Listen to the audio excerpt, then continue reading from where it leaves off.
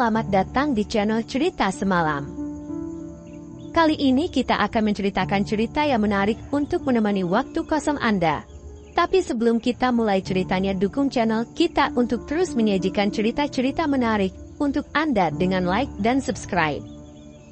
Oke, kita mulai ceritanya.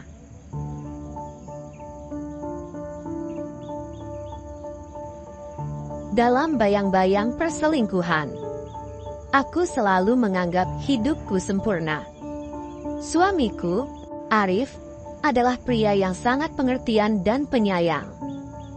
Kami menikah selama 5 tahun, dan meski ada tantangan, kami selalu bisa melewatinya. Namun, segalanya berubah saat Raka, teman dekat Arif, kembali ke kota ini. Raka adalah sosok yang menawan, dengan senyum yang bisa membuat hati bergetar. Dia dan Arif sudah bersahabat sejak kecil, dan saat Raka muncul kembali, suasana rumah kami menjadi lebih hidup. Raka sering berkunjung, membawa cerita-cerita menarik dan keceriaan yang mungkin sudah lama tidak kami rasakan.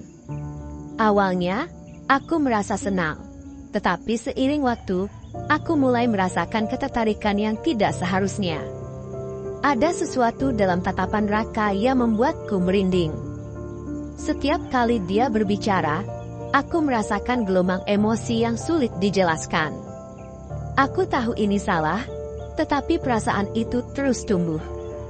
Suatu malam, saat Arif pergi untuk urusan pekerjaan, Raka datang ke rumah. Kami duduk di teras, menikmati segelas anggur sambil berbincang. Percakapan kami semakin intim, dan tanpa sadar, aku mulai membuka diri tentang perasaanku, tentang kesepian yang kadang menghampiriku saat Arif terlalu sibuk. Raka mendengarkan dengan seksama, dan saat dia meraih tanganku, ada aliran listrik yang menyentuh kulitku. Saat itu, aku tahu bahwa aku telah melangkah ke dalam zona berbahaya. Kami mulai bertemu lebih sering, dan dalam setiap pertemuan, rasa bersalahku semakin menguat. Namun, perasaan itu bercampur dengan euforia yang tidak bisa kutolak. Raka memberiku perhatian yang mungkin sudah lama hilang. Hari-hari berlalu, dan meski aku mencoba kembali ke kehidupan normal, hatiku terasa berat. Raka dan aku terus bertemu secara diam-diam, terjebak dalam kebohongan yang semakin rumit. Setiap kali aku melihat Arif, senyum di wajahnya membuatku merasa semakin tertekan. Setiap malam, saat aku berbaring di samping Arif, rasa bersalahku semakin menggerogoti pikiranku. Suatu malam, saat aku pulang dari pertemuan dengan Raka, Arif menungguku di ruang tamu. Dia terlihat khawatir dan bertanya mengapa aku terlihat berbeda. Dengan suara bergetar, aku berusaha menjelaskan, tetapi kata-kataku terjebak di tenggorokan. Malam itu, aku bertekad untuk berbicara dengan Arif. Apapun yang terjadi, aku tidak bisa lagi hidup dalam bayang-bayang kebohongan. Saat aku mempersiapkan diri untuk berbicara, rasa takut menyelimuti pikiranku. Ketika Arif duduk di sampingku, aku mulai menceritakan semuanya, tentang Raka dan kebohongan yang telah kulakukan. Setiap kata yang keluar terasa seperti pisau yang mengiris hatiku sendiri. Arif terdiam, wajahnya memucat. Setelah beberapa saat, dia menatapku dengan mata penuh air mata. Melihatnya seperti itu menghancurkan hatiku. Dia tidak berkata apa-apa, hanya menunduk, seolah semua harapan dan kepercayaannya hancur dalam sekejap. Hari-hari selanjutnya sangat sulit. Arif membutuhkan waktu untuk mencerna semuanya. Dia berusaha untuk tidak marah, tetapi aku bisa merasakan betapa sakitnya dia. Akhirnya, Arif memutuskan untuk pergi dari kota untuk sementara waktu. Saat dia pergi, aku merasa seakan separuh jiwaku hilang. Selama dia pergi, aku merenungkan semua yang terjadi. Aku tahu bahwa aku harus berjuang untuk memperbaiki semuanya. Setelah beberapa minggu, Arif kembali. dia terlihat berbeda, lebih tenang, tetapi masih ada kesedihan di matanya. Kami mulai membicarakan masa depan dan bagaimana kami bisa memperbaiki hubungan kami. Kami sepakat untuk pergi ke konselor pernikahan, berusaha memahami satu sama lain dan membangun kembali kepercayaan yang telah hancur.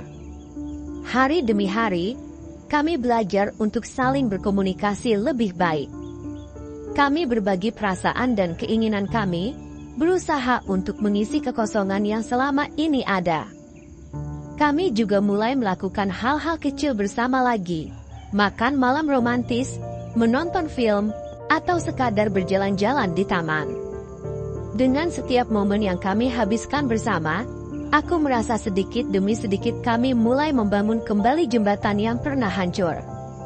Waktu berlalu, dan meskipun masih ada luka yang harus disembuhkan, kami berdua mulai merasakan harapan. Kami berkomitmen untuk tidak mengulangi kesalahan yang sama. Setiap kali aku melihat Arif tersenyum, aku merasa seolah aku mendapatkan kesempatan kedua. Dalam bayang-bayang perselingkuhan, kami menemukan cahaya harapan untuk masa depan yang lebih baik. Kami berkomitmen untuk terus berjuang, saling mendukung, dan belajar dari kesalahan.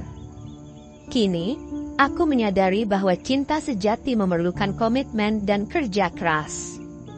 Dengan cinta yang lebih kuat, kami siap untuk menjalani perjalanan hidup ini, satu langkah pada satu waktu. Dalam bayang-bayang perselingkuhan, lanjutan.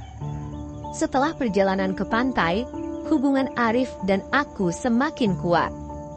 Kami berusaha menjalani hidup dengan penuh kesadaran, menghargai setiap momen yang kami miliki bersama.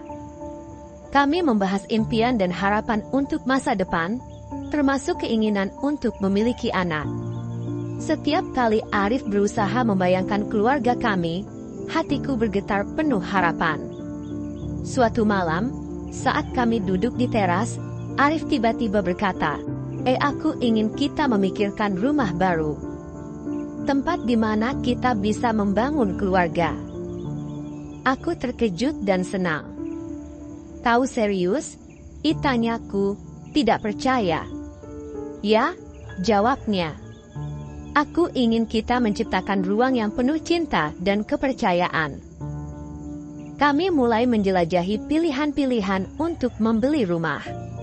Setiap kali kami melihat tempat baru, kami membayangkan bagaimana hidup kami di sana. Ini bukan hanya tentang memiliki rumah, tetapi tentang membangun kehidupan bersama yang lebih baik. Selama proses mencari rumah, kami juga terlibat dalam kegiatan sosial di komunitas. Kami membantu di acara amal dan mengikuti kegiatan lingkungan. Melihat Arif berinteraksi dengan orang lain membuatku jatuh cinta padanya lagi. Dia memiliki semangat yang tulus, dan aku merasa beruntung bisa berada di sisinya. Namun, bayang-bayang masa lalu masih menghantuiku. Suatu sore, Raka menghubungiku dan meminta untuk bertemu. Hatiku berdebar. Aku memberitahu Arif tentang permintaan itu, dan meskipun ragu, dia setuju untuk mendampingiku. Kami bertemu di kafe kecil. Raka terlihat lebih dewasa, dan suasana tegang. "Aku ingin meminta maaf," katanya. "Aku tidak pernah bermaksud menyakiti kalian." Aku mengangguk, merasakan campuran emosi. Kami sudah melaluinya. Arif dan aku berusaha memperbaiki hubungan kami. Raka mengangguk, dan aku bisa melihat penyesalan di matanya. "Aku berharap yang terbaik untuk kalian. Kita harus menutup bab ini dengan baik." Setelah pertemuan itu, aku merasa lebih lega. Kami bisa menutup halaman lama dan membuka yang baru. Kembali ke rumah, aku menceritakan semuanya kepada Arif. Dia mendengarkan dengan penuh perhatian. "Aku bangga padamu," katanya. "Kau telah menghadapi masa lalu dengan berani."